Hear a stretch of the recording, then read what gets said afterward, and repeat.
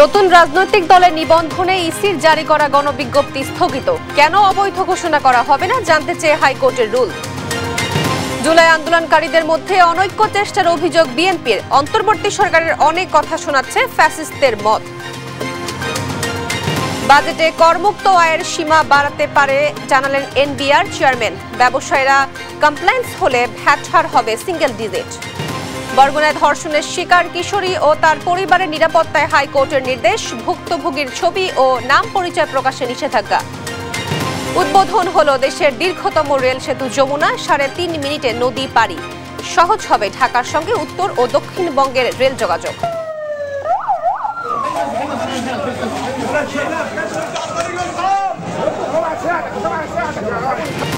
যুদ্ধবিরতি লঙ্ঘন করে গাজা ইসরায়েলের ভয়াবহ হামলা। নিহত ছাড়ালো 300। নেতানিয়াহুর বিরুদ্ধে বিশ্বাসঘাতকতার অভিযোগ। এবং সৌদিতে 2 সপ্তাহের ক্যাম্প শেষে দেশে ফুটবল দল। ভারতের বিপক্ষে জয়ে চোখ কোচ ক্যাবরেরার। হামজা দলের শক্তি যোগাবে। দেখছিলেন শিরোনাম সংবাদ দুপুরে। আপনাদের সঙ্গে আছি আমি তোয়া আফরোজ। এবারে বিস্তারিত। নতুন রাজনৈতিক দলের নিবন্ধনের জন্য নির্বাচন কমিশনের জারি করা গণবিজ্ঞপ্তি স্থগিত করেছেন হাইকোর্ট। এই গণবিজ্ঞপ্তি কেন বেআইনি ও বাতিল ঘোষণা করা হবে না তা জানতে চেয়ে রুলও জারি করেন আদালত। মঙ্গলবার বিচারপতি মোহাম্মদ আকরাম হোসেন চৌধুরী ও বিচারপতি KM রাশেদুজ্জামান রাজার দ্বৈত হাইকোর্ট বেঞ্চ এ আদেশ দেন। সেই সঙ্গে 4 সপ্তাহের মধ্যে বিবাদীকে রুলের জবাব দিতে বলা হয়েছে। আদালতের রিটের পক্ষে শুনানি করেন অ্যাডভোকেট আবেদা গুলরুখ। সোমবার রাষ্ট্র সংস্কার আন্দোলনের প্রধান সমন্বয়ক ও সুপ্রিম কোর্টের আইনজীবী হাসনাত কায়ুম হাইকোর্টের সংশ্লিষ্ট শাখায় এর রিট দায়ের করেন। রিটের প্রধান নির্বাচন কমিশনার, নির্বাচন কমিশন সচিব, নির্বাচন ব্যবস্থার সংস্কার কমিশনকে বিবাদী করা হয়। আমাদের সংবিধানের যে রাজনৈতিক দলের মূল সংজ্ঞা, সেই সংজ্ঞার স্পিরিটের সাথেও এই গণবিজ্ঞপ্তি বা এই পুরনো আইনটা যায় না। এমনকি নির্বাচন কমিশন সংস্কারের যে বিধানগুলো এসেছে, যে সুপারিশগুলো এসেছে, সেই সুপারিশের সাথেও এই বিজ্ঞপ্তি সামঞ্জস্যপূর্ণ নয়। আমরা এই দুইটা এই রুল চেয়ে এবং এই গণবিজ্ঞপ্তির স্থগিত চেয়ে মামলাটি আমরা রিট করেছি এবং রুল জারি হয়েছে। জুলাই আন্দোলনকারীদের মধ্যে অনৈক্য তৈরির চেষ্টা করছে ফ্যাসিবাদের দোসররা বলে মন্তব্য করেছেন বিএনপির প্রচার সম্পাদক সুলতান সালাউদ্দিন টুকু। অন্তর্বর্তী সরকারের অনেকের কথা ফ্যাসিবাদের মতো হয়ে যাচ্ছে বলে অভিযোগ করেন তিনি। আর সুদৃঢ় ঐক্য ধরে রেখে জাতীয় রাজনীতির ভাবমূর্তি পুনরুদ্ধারের আহ্বান জানান দলটির যুগ্ম মহাসচিব শহীদ উদ্দিন চৌধুরী আনি। দুপুরে ঢাকা বিশ্ববিদ্যালয় টিএসসিতে ছাত্র দলের হিফজুল কোরআন ও কোরআন প্রতিযোগিতার আয়োজনে এসব কথা বলেন তারা। 31 দফা যে কর্মসূচি, এই কর্মসূচি আমাদেরকে এনে দিতে পারে বাংলাদেশের নতুন একটা শাসন ব্যবস্থা, যেখানে সুশাসন রয়েছে এবং ছাত্র রাজনীতির ভাবমূর্তি উজ্জ্বল হবে। সেজন্য এই দেশে একটা জনগণের সরকার খুব বেশি প্রয়োজন। জনগণের সরকার পুনঃ প্রতিষ্ঠা করতে হলে অবশ্যই আমাদেরকে সুদৃঢ় ঐক্য সবকিছু এনে দিতে পারে। ছাত্র উপদেষ্টারা সরকারে থাকলে নিরপেক্ষ নির্বাচন হবে না। অবিলম্বে উপদেষ্টা আসিফ মাহমুদ সজীব ভুইয়া এবং মাহফুজ আলমের পদত্যাগ দাবি করেন গণ অধিকার পরিষদের সাধারণ সম্পাদক রাশেদ খান। দুপুরে রাজধানীর বিজয়নগরের দলের কেন্দ্রীয় কার্যালয়ে সমসাময়িক ইস্যুতে জরুরি সংবাদ সম্মেলনে এসব কথা বলেন তিনি। এছাড়া তুলসী গাভার্ডের বক্তব্যকে মিথ্যাচার আখ্যা দেন রাশেদ খান।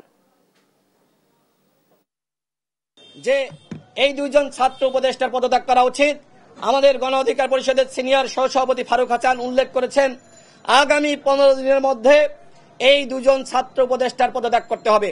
আই রিপিট, আগামী 15 দিনের মধ্যে এই 2 জন ছাত্র উপদেষ্টার পদত্যাগ করতে হবে এবং সরকারের বিভিন্ন দপ্তরে সেক্টরে ছাত্র প্রতিনিধিদের নিয়োগ দেওয়া হয়েছে, অবশ্যই সেই নিয়োগ বাতিল করতে হবে এবং এই সরকারের নিরপেক্ষতা নিশ্চিত করতে হবে।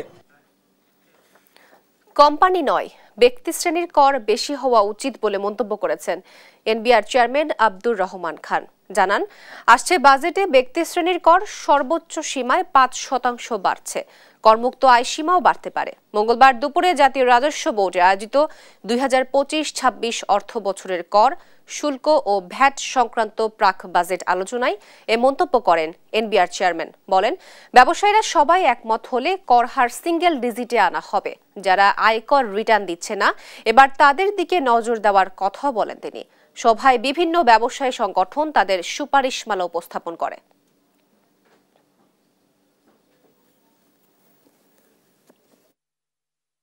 একটা সময় তো আপনি তো এটা তো সাপোর্ট, সবাই ভ্যাট দিচ্ছে, আপনি দিচ্ছেন না, তার মানে কি আপনাকে একটা সাপোর্ট দেওয়া হচ্ছে। তো এই সাপোর্ট দেওয়ার মানে হলো আপনি কোমর সোজা করে দাঁড়াবেন, তারপর বেশি বেশি করে দিবেন, সেটা একটা ডেডলাইন ঠিক করেন। মার্কিন গোয়েন্দা সংস্থার প্রধান তুলসী গ্যাভার্ডের মন্তব্যে দেশের অর্থনৈতিক দ্বিপাক্ষিক এবং বহুপাক্ষিক সম্পর্কে কোনো প্রভাব পড়বে না বলে জানিয়েছেন অর্থ উপদেষ্টা ডক্টর সালেউদ্দিন। মঙ্গলবার সচিবালয়ে ক্রয় সংক্রান্ত উপদেষ্টা পরিষদের বৈঠক শেষে অর্থ উপদেষ্টা এসব বলেন। এ সময় তিনি বলেন, দেশ অর্থনৈতিক দিক দিয়ে খাদের কিনারে ছিল, সেখান থেকে এই সরকার দেশকে তুলে এনেছে। এখন আর দেশ অর্থনৈতিকভাবে খাদের কিনারে নেই, অবস্থা আগের চেয়েও ভালো। তিনি আরো বলেন, এলডিসি উত্তরণের বিষয়টা দেশের জন্য গৌরবের। ২০২৬ সালে এলডিসি উত্তরণের লক্ষ্যমাত্রা নিয়ে এগোচ্ছে সরকার। তুলসী গ্যাভার্ড যেরকম উত্তর দিয়েছে এবং সেটার প্রসঙ্গে অনেকে বলেছে, আপনাদের অনেক জার্নালিস্টরা বলছে, এটা পেতে আমাদের কোনো ইস্যু নেই। তবে ওইসব মন্তব্যে আমাদের অর্থনৈতিক কোনো বহুপাক্ষিক সম্পর্ক বা দ্বিপাক্ষিক সম্পর্ক প্রভাব পড়বে না। বরগুনার ধর্ষণের শিকার কিশোরী ও তার পরিবারকে নিরাপত্তা দিতে পুলিশ সুপার ও জেলার প্রশাসককে নির্দেশ দিয়েছেন হাইকোর্ট। পাশাপাশি ধর্ষণের শিকার কোনো ভুক্তভোগীর ছবি ও নাম পরিচয় যাতে প্রচার করা না হয়, সেজন্য তথ্য মন্ত্রণালয়কে ব্যবস্থা নেওয়ার নির্দেশ দেওয়া হয়েছে। মঙ্গলবার বিচারপতি ফারাহ মাহবুব ও বিচারপতি দেবাশিস রায় চৌধুরীর হাইকোর্ট বেঞ্চ এক আবেদনের পরিপ্রেক্ষিতে আদেশ দেন। এছাড়াও ভুক্তভোগীকে দেখাশোনার জন্য সমাজ সেবা অধিদপ্তরের এক কর্মকর্তাকে নিয়োগের নির্দেশ দেওয়া হয়। ৪ মার্চ বরগুনায় ধর্ষণের শিকার হন ৭ম শ্রেণীর পড়ুয়া এক কিশোরী। এ ঘটনায় কিশোরীর বাবা রাতেই বরগুনা সদর থানায় সিজিত রায় সহ দুজনের নামে ধর্ষণের মামলা করেন। এরপর ১১ মার্চ কর্মস্থলে গিয়ে নিখোঁজ হন কিশোরীর বাবা। ওই দিন দিবাগত রাত 12:15টার দিকে বাড়ির পাশের ঝোপ থেকে তার মরদেহ পাওয়া যায়। যেই ভিকটিম মারা গিয়েছে, ওনার যে বোন, তার বয়স 14, বড় বোন, সেও একজন শিশু। সেই শিশুকে যাতে অ্যাডিকুয়েট প্রোটেকশন এবং সিকিউরিটি দেওয়া হয় এবং তার ওয়েলফেয়ারের জন্য এই মর্মে একটি ডিরেকশন আদালত দিয়েছেন। পুরা প্রয়াসটাই কোর্টের একটা জিনিস এনশিওর করা, দুইটা জিনিস মোস্টলি হচ্ছে কি, ফার্স্ট, কোনো অবস্থাতে যেন আর এই ভবিষ্যতে যেন এই ধরনের অপ্রীতিকর ঘটনা যেন না ঘটে, কোনো ধরনের ধর্ষণ যেন আর কন্টিনিউ না হয়। আর দ্বিতীয়ত, যদি কোনো আনফর্চুনেটলি অ্যাক্সিডেন্টে যদি এটা হয়েও যায়, তাহলে সেই পার্টিকুলার ভিকটিমের নাম আইডেন্টিটি যেন ডিসক্লোজ না করা হয়। পবিত্র ঈদ উল ফিতর উপলক্ষে ঘরমুখো মানুষের যাত্রা নির্বিঘ্ন করতে টানা ৫ম দিনের মতো চলছে ঈদ যাত্রায় ট্রেন ও বাসের অগ্রিম টিকিট বিক্রি। ঈদে নারীর টানে বাড়ি ফিরতে কমলাপুর রেলওয়ে স্টেশনে নেই ঘরমুখো মানুষের চিরচেনা ভিড়। কাউন্টারে ঈদের টিকিট বিক্রি করাও হচ্ছে না এবারও। 100% ট্রেনের টিকিট অনলাইনে বিক্রি হচ্ছে। বাংলাদেশ রেলওয়ের সিদ্ধান্ত অনুযায়ী 14 মার্চ থেকে শুরু হওয়া টিকিট বিক্রি চলবে 20 মার্চ পর্যন্ত। 10 দিন আগে টিকিট সংগ্রহ করতে পারবে যাত্রীরা। 28 মার্চের টিকিট 18 মার্চ, 29 মার্চের টিকিট 19 মার্চ এবং 30 মার্চের টিকিট পাওয়া যাবে 20 মার্চ। ঈদ পরবর্তী ফিরতি যাত্রীদের টিকিট বিক্রি শুরু হবে 24 মার্চ থেকে 30 মার্চ পর্যন্ত। এদিকে বাস পরিবহন সংশ্লিষ্টরা বলছেন, অগ্রিম টিকিট বিক্রি এখনো আশানুরূপ হচ্ছে না।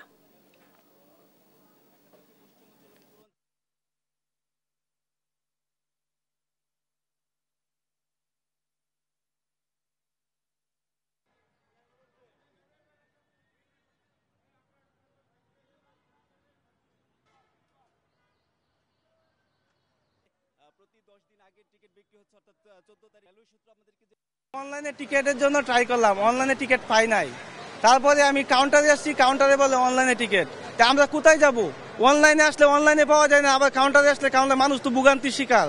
সাধারণ সময় যেভাবে কাটি ওখানে সিলেক্ট করা একদম কঠিন হয়ে যাচ্ছে। টিকিট শো করতেছে কিন্তু আমরা ওখানে সিলেক্ট করতে পারছি না, বারবার আমাদের ব্যাক করে দিচ্ছে। আর দেখা যাচ্ছে যে 2টার সময় টিকিট ছাড়ে, 2 থেকে 3 মিনিটের মধ্যে সম্পূর্ণ টিকিট শেষ হয়ে যায়। এখন আমাদের এখনো পর্যাপ্ত ওইরকম যাত্রী নাই যে আমাদের ঢাকা চট্টগ্রাম ঢাকা বরিশাল রোডের অ্যাভেলেবল যাত্রী এখন অ্যাডভান্স টিকিটের জন্য আসতেছে না। যমুনা রেল সেতু উদ্বোধনের মাধ্যমে ঢাকার সঙ্গে উত্তর ও দক্ষিণাঞ্চলের রেল যোগাযোগ নতুন দিগন্তের সূচনা হয়েছে। মাত্র 3.5 মিনিটে রেল সেতু অতিক্রম করে স্পেশাল ট্রেনটি। উদ্বোধনী ট্রেনে ইব্রাহিমাবাদ স্টেশন থেকে সিরাজগঞ্জ পশ্চিম প্রান্তে সায়দাবাদ রেল স্টেশন পর্যন্ত অতিথি ও সংশ্লিষ্টরা যমুনার রেল সেতু অতিক্রম করে। পরে সায়দাবাদ রেল স্টেশনে সংবাদ সম্মেলন শেষে আবার ইব্রাহিমাবাদ রেল স্টেশনের পূর্ব প্রান্তে ফিরে আসে ট্রেনটি। সহকর্মী অভিজিৎ ঘোষের প্রতিবেদন, জানাচ্ছেন টুম্পা আফরোজ। যমুনা নদীর ওপর নির্মিত দেশের দীর্ঘতম রেল সেতু উদ্বোধন হয়েছে। এতে ঢাকার সঙ্গে উত্তর ও দক্ষিণাঞ্চলের রেল যোগাযোগে নতুন দিগন্তের সূচনা হলো। মঙ্গলবার বেলা 11:40 সেতুর পূর্ব ইব্রাহিমাবাদ স্টেশনে আয়োজিত অনুষ্ঠানে প্রধান অতিথি হিসেবে উপস্থিত থেকে রেল সেতু উদ্বোধন করেন রেলপথ মন্ত্রণালয়ের সচিব মোহাম্মদ ফাহিমুল ইসলাম। এদিন মাত্র 3.5 মিনিটেই সেতু অতিক্রম করে স্পেশাল ট্রেনটি। এর আগে 6 কোচের স্পেশালের ট্রেনটি প্রস্তুতের পর সজ্জিত করা হয়। উদ্বোধনী অনুষ্ঠানে উপস্থিত ছিলেন বাংলাদেশে নিযুক্ত জাপানের রাষ্ট্রদূত সাইদা শিনিচি, জাইকার দক্ষিণ এশিয়া বিভাগের মহাপরিচালক ইতো তেরুউকি সহ অন্যান্যরা।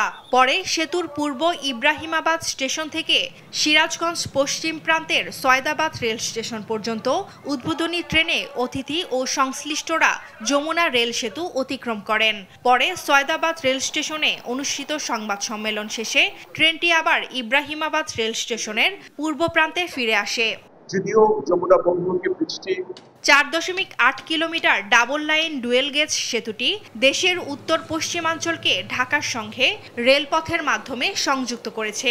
এর আগে যমুনা সেতু দিয়ে 38টি ট্রেন চলাচল করলেও নতুন সেতু দিয়ে 88টি ট্রেন চলাচল করবে। নিউজ ডেস্ক, দেশ টিভি। বাংলাদেশিদের জন্য ওমরা ভিসা বন্ধ করেনি সৌদি কর্তৃপক্ষ, জানিয়েছেন ধর্ম উপদেষ্টা আফামা খালিদ হোসেন। দুপুরে সচিবালয়ে ব্রিফিংয়ে তিনি আরও বলেন, রাষ্ট্রদূত বাংলাদেশের এজেন্সিগুলোকে সৌদি এজেন্সির সঙ্গে যোগাযোগ করার অনুরোধ করেছেন। ওমরা করতে যারা বিমানের টিকিট কাটার পরও যেতে চান না, নিয়ম অনুযায়ী তাদের টাকা ফেরত দেবে বাংলাদেশ বিমান। আর সৌদি এয়ারলাইন্স জানিয়েছে, যারা রমজানে যেতে ইচ্ছুক কিন্তু ভিসা পাননি তারা আগামী জুলাই যেতে পারবেন। এ সময় সংখ্যালঘু নির্যাতন নিয়ে যুক্তরাষ্ট্রের জাতীয় নিরাপত্তা প্রধান তুলসী গাভারের মন্তব্য প্রসঙ্গে ধর্ম উপদেষ্টা বলেন, তারা যেভাবে দাবি করছে তা ঠিক নয়, কিছু বিচ্ছিন্ন ঘটনা ঘটেছে, এসবের বিরুদ্ধে সরকার কঠোর ব্যবস্থা নিচ্ছে। প্রকৃতপক্ষে বাংলাদেশিদের জন্য ওমরা ভিসা বন্ধ করা হয়নি মর্মে সৌদি রাষ্ট্রদূত আমার সচিব মহোদয়কে নিশ্চিত করেছেন। সৌদি এয়ারলাইন্সের সাথে আলোচনা করা হয়েছে। বিমান বাংলাদেশ এয়ারলাইন্স জানিয়েছে, টিকিট সংগ্রহকারী যাত্রী ভ্রমণে অনিচ্ছুক হলে বিধি মোতাবেক তার টাকা ফেরত প্রদান করা হচ্ছে। ক্ষমতাচ্যুত আওয়ামী লীগ সরকারের আমলে আইন শৃঙ্খলা বাহিনীর হাতে সংগঠিত গুমের ঘটনায় গঠিত তদন্ত কমিশনের মেয়াদ 3 মাস বাড়িয়েছে সরকার। সোমবার মন্ত্রী পরিষদ সচিব ডক্টর শেখ আব্দুর রশিদ স্বাক্ষরিত প্রজ্ঞাপনে গুম সংক্রান্ত কমিশনের মেয়াদ 30 জুন পর্যন্ত বাড়ানো হয়েছে। এ নিয়ে কয়েক ধাপে কমিশনের মেয়াদ বাড়ানো হয়। অন্তর্বর্তী সরকার দায়িত্ব নেওয়ার পর গঠিত গুম কমিশনে 1600 অভিযোগ জমা পড়েছে। এর মধ্যে 383টি অভিযোগের বিষয়ে প্রাথমিক যাচাই করেছে কমিশন। এসব অভিযোগের মধ্যে র্যাবের বিরুদ্ধেই ছিল সবচেয়ে বেশি 172টি অভিযোগ। অভিযোগের বিষয়ে এরই মধ্যে 140 জনের সাক্ষাৎকার নিয়েছে কমিশন। দৈনিক জায়জায়দিন পত্রিকার ডিক্লারেশন ফিরে পেলেন সাংবাদিক শফিক রহমান। মঙ্গলবার ঢাকা জেলা ম্যাজিস্ট্রেট ও জেলার প্রশাসক তানভীর আহমেদের স্বাক্ষরিত আদেশে এ তথ্য জানানো হয়। এর আগে নিয়ম লঙ্ঘনের অভিযোগে বন্ধ হয়ে যাওয়া জায়জায়দিনের সাবেক সম্পাদক শফিক রহমানের আবেদনের প্রেক্ষিতে ডিক্লারেশন বাতিল করে সরকার। অফিস আদেশ অনুযায়ী দৈনিক জায়জায় দিন পত্রিকাটি প্রকাশের জন্য অনুমোদিত প্রেস থেকে ছাপা হচ্ছে না, কিন্তু প্রিন্টার্স লাইনে মিথ্যা তথ্য দেওয়া হচ্ছে বলে অভিযোগ করেন শফিক রহমান। এর পরিপ্রেক্ষিতে কারণ দর্শানোর নোটিশ দেওয়া সহ প্রয়োজনীয় ব্যবস্থা নেওয়া এবং অভিযোগের সত্যতা পাওয়ায় পত্রিকাটি মুদ্রণের ডিক্লারেশন বাতিল করা হয়। জুলাই গণ অভ্যুত্থানে শিক্ষার্থীদের ওপর হামলায় ইন্ধন দেওয়া ও জড়িত থাকার অভিযোগে জাহাঙ্গীরনগর বিশ্ববিদ্যালয়ের 9 শিক্ষককে সাময়িক বহিষ্কার, সাবেক উপাচার্য ও সাবেক রেজিস্ট্রারের পেনশন সুবিধা বাতিল এবং 289 শিক্ষার্থী বিভিন্ন ধরনের শাস্তি দেওয়া হয়েছে। সোমবার দিবাগত রাত 3টার দিকে সিন্ডিকেট সভা শেষে এসব সিদ্ধান্তের কথা জানায় বিশ্ববিদ্যালয় কর্তৃপক্ষ। সভায় সাবেক উপাচার্য অধ্যাপক মোহাম্মদ নুরুল আলম ও সাবেক রেজিস্ট্রার আবু হাসানের পেনশন সুবিধা বাতিলের সিদ্ধান্তের পাশাপাশি 9 শিক্ষককে সাময়িক বহিষ্কার করা হয়। শাস্তি পাওয়া সব শিক্ষার্থী ছাত্রলীগের নেতাকর্মী বলে জানা গেছে। এছাড়া শিক্ষার্থীদের দাবির প্রেক্ষিতে বিশ্ববিদ্যালয়ের শেখ পরিবারের সদস্যদের নামে থাকা হল ও স্থাপনার নাম পরিবর্তনের সিদ্ধান্ত নেওয়া হয়। যারা আমাদের রানিং স্টুডেন্ট ছিল তাদের ক্ষেত্রে নিয়ম অনুযায়ী তাদের অপরাধ বিবেচনায় নিয়ে সাময়িক বহিষ্কার করা হয়েছে, আর যারা প্রাক্তন শিক্ষার্থী কিন্তু এই অপরাধের সাথে জড়িত তাদের সনদপত্র স্থগিত করা হয়েছে এবং এটা টোটাল সংখ্যা হচ্ছে 289 জন। কুষ্টিয়ায় বেসামাল হয়ে পড়েছে চালের বাজার। সর্বোচ্চ রেকর্ড দাম 85 টাকা কেজি দরে বিক্রি হচ্ছে সরু মিনিকেট চাল। এছাড়া সব ধরনের চালের দাম কেজিতে বেড়েছে 3 টাকা থেকে 4 টাকা। অস্বাভাবিক দাম বৃদ্ধিতে ক্ষুব্ধ সাধারণ ভোক্তারা পড়েছেন চরম বিপাকে। দুষছেন মিল মালিক সিন্ডিকেটকে। তবে মিল মালিকরা বলছেন ধানের দাম বৃদ্ধি ও সংকটের কারণে বাড়ছে চালের দাম। ইরফানার ক্যামেরায় নাহিদ হাসান তিতাসের রিপোর্ট। আবারও অস্থিরতা দেখা দিয়েছে চালের বাজারে। দেশের অন্যতম সরু চালের মোকাম কুষ্টিয়ার খাজানগরে বেড়েছে সব ধরনের চালের দাম, যার প্রভাব পড়েছে খুচরা বাজারে। সপ্তাহ ব্যবধানে 1 লাফে 5 টাকা বেড়ে ইতিহাসের সর্বোচ্চ রেকর্ড দাম 85 টাকা কেজি দরে বিক্রি হচ্ছে সরু মিনিকেট চাল। কেজিতে 3 থেকে 4 টাকা বেড়েছে কাজললতা ও মোটা আটাশ চালের দামও। বাজারে সবচেয়ে নিম্নমানের চালও বিক্রি হচ্ছে 56 টাকা কেজি দরে। মিনিকেট চাল হঠাৎ করেই কেজিতে 4 থেকে 5 টাকা বাড়ি গেছে এই 1 সপ্তাহের ব্যবধানে। মিনিকেট ধান মিল মালিকরা বলছেন যে কোনো রকমের ধান পাওয়া যাচ্ছে না, এই কারণে চালের দাম বেড়ে গেছে। এদিকে চালের এমন অস্বাভাবিক দাম বৃদ্ধিতে ক্ষুব্ধ সাধারণ ভোক্তারা পড়েছেন চরম বিপাকে। দুষছেন মিল মালিকদের সিন্ডিকেট সহ প্রশাসনের নজরদারির অভাব। নজরদারির অভাব আছে বলেই তো এভাবে বাজারে যেটা সেটা তাই হইতেছে। আর যেখানে হচ্ছে সামান্য কিছু হচ্ছে, নজরদারি হলো সামান্য কিছু হচ্ছে দেখে মিডিয়াতে প্রচার করার পরে আর থাকছে না, 1-1 মিনিটের জন্য করিতে চলে যাচ্ছে। তবে মিল মালিকরা বলছেন অস্বাভাবিকভাবে বেড়েছে ধানের দাম, রয়েছে বাজারে ধানের সংকটও, যে কারণেই চালের দাম বাড়াতে বাধ্য হচ্ছেন তারা। ধানের দাম হলো অত্যাধিক বেশি। 2000 টাকা মন ধান আইনা চাউল বানাইয়া বর্তমানে 3000 টাকা মন করে যায়। আর প্রশাসন বলছে চালের বাজার নিয়ন্ত্রণে নিয়মিতই মনিটরিং অব্যাহত রেখেছেন তারা। কেউ সিন্ডিকেটের মাধ্যমে চালের দাম বাড়ালে নেবেন ব্যবস্থা। চালের বাজারকে যেন স্থিতিশীল রাখা যায় সেজন্য আমাদের জেলা প্রশাসনের পক্ষ থেকে নিয়মিত মনিটরিং চলছে। বৃদ্ধির জন্য যদি অন্য কোনো থাকে, সিন্ডিকেট থাকে, সেক্ষেত্রে আমরা এটা অ্যাড্রেস করতে পারবো বা এটা ব্যবস্থা নিতে পারবো। কারণে অকারণে মিল মালিকদের চালের দাম বৃদ্ধির এই প্রবণতা দ্রুত বন্ধ করা না গেলে চরম সংকটের মুখে পড়বে সাধারণ ভোক্তারা। তাই দ্রুত সময়ের মধ্যে প্রশাসনের কঠোর নজরদারির মাধ্যমে চালের বাজার নিয়ন্ত্রণের দাবি জানাচ্ছেন তারা। নাহিদ হাসান তিতাস, দেশ টিভি, কুষ্টিয়া।